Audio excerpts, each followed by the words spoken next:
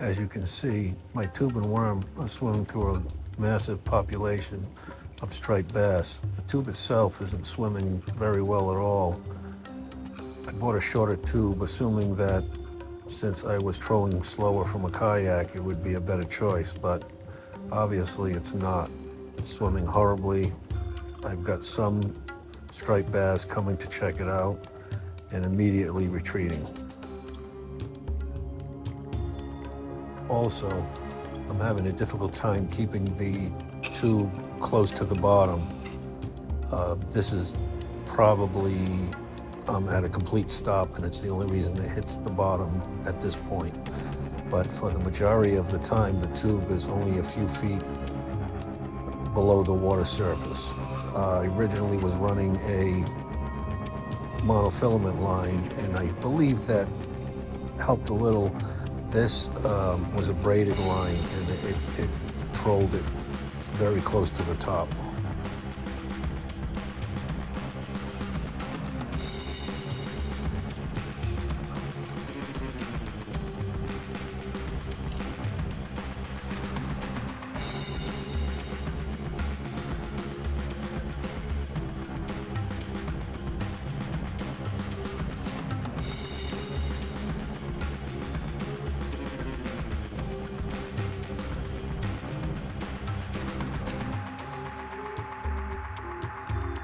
One more time, you can see a large population of striped bass. I'm really amazed at the amount of fish.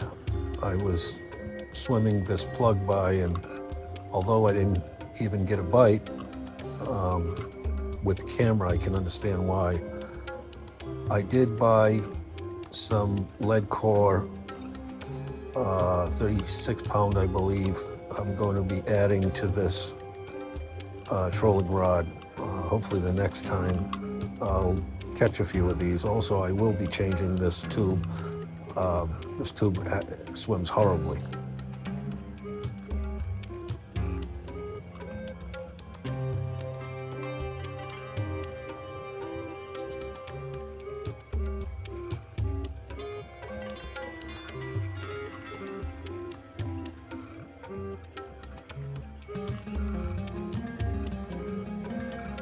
Now you'll notice in the background, there's quite a few striped bass if you look close.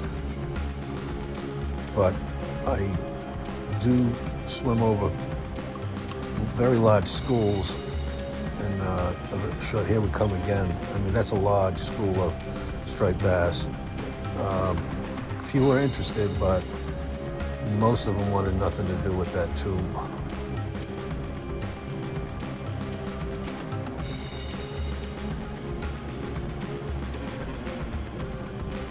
Almost. You can see he was almost interested in it, like many of the other ones. It's a lot of striped bass.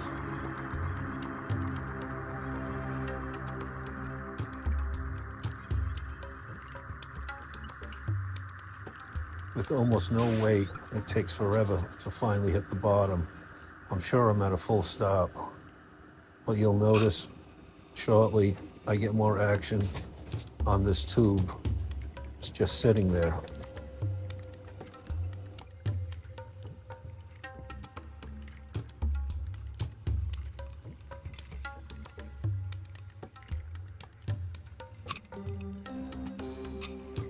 I'm really not sure if this bass was just pissed off at me or at my tube.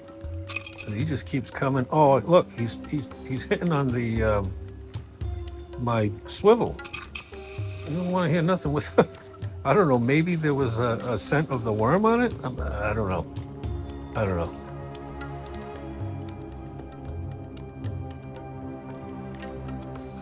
Maybe next time I'll just throw a hook on the swivel and throw it out there instead of the tube and worm.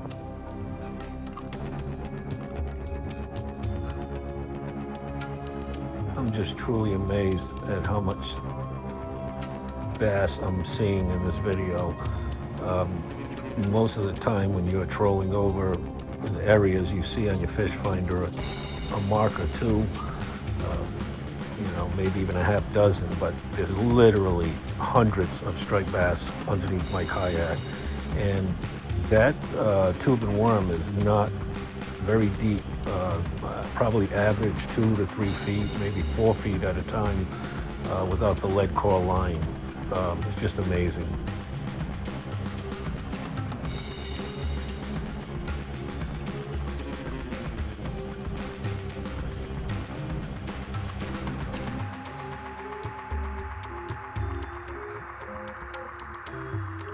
I truly was completely surprised when I looked over this video of this underwater camera. I never expected to see anything like this. I even had my doubts because I knew I was trolling so high that I would see any fish or one or two, but not the numbers like this. This is just amazing.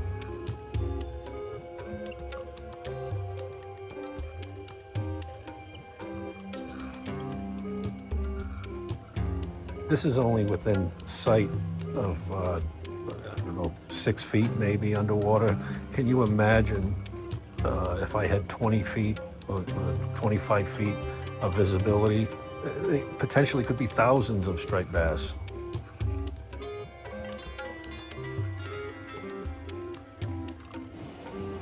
So now everything I've learned after watching this video, or these videos, I'll be adding the lead core line to my trolling rod, and definitely going to be going with a new tube, probably something longer.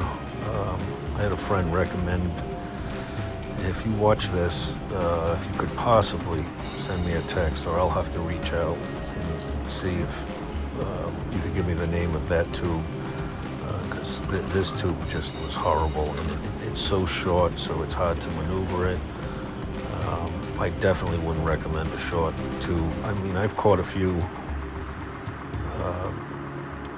stripers on this tube, but I just, watching it in the videos, I can see it's just not, it's not good. I'll be picking a new tube up probably tomorrow.